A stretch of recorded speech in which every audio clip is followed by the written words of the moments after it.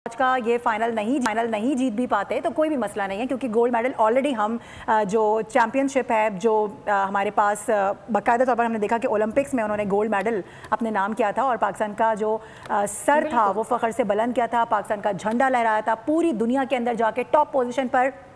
और पेरिस के मैदान में जिस तरीके से वो पेरिस जहाँ पर लोग जाने के ख्वाब देखा करते हैं, और वही ख्वाब अरशद नदीम का भी था जहाँ पर जाके उन्होंने सब्ज़ हिलाली परचम को लहराया। आज भी हम दुआ गो हैं कि सब्ज़ हिलाली परचम सबसे ऊंचा सबसे ऊपर लहराता हुआ नजर आए। 3 थ्रोज अरशद नदीम की जानिब से कर दी गई हैं। पहली थ्रो 82.73, जबकि दूसरी थ्रो उनकी ज़ाया हुई जो कि एक फाउल कंसीडर हुआ। Third throw was 82.75।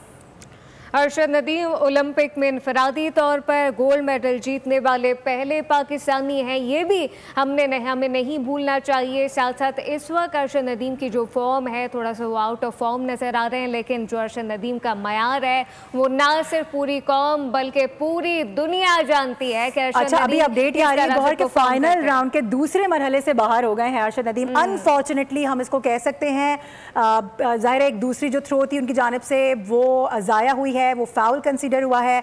अगर वो ज़ाया ना होती शायद कुछ अशारिया और बना पाते, कुछ अच्छा थ्रो कर पाते। लेकिन पाकिस्तान के लिए अभी अच्छी खबर ये नहीं है, और ख़बर ये है कि मेडल की दौड़ से बाहर हो गए हैं अरशद नदीम। फाइनल राउंड के दूसरे मरहले से अरशद नदीम बाहर हो गए हैं। अब तो आज ये कहा जा सकता है कि उनकी जानिब से बहुत अच्छा परफॉर्म नहीं किया गया है। अरशद नदीम फाइनल राउंड के दूसरे मरहले से बाहर हो गए हैं। खबरों का सिलसिला जारी है, वक्त हुआ एक ब्रेक का। सब्सक्राइब करें और बेल दबाएं ताकि कोई खबर रह न जाए।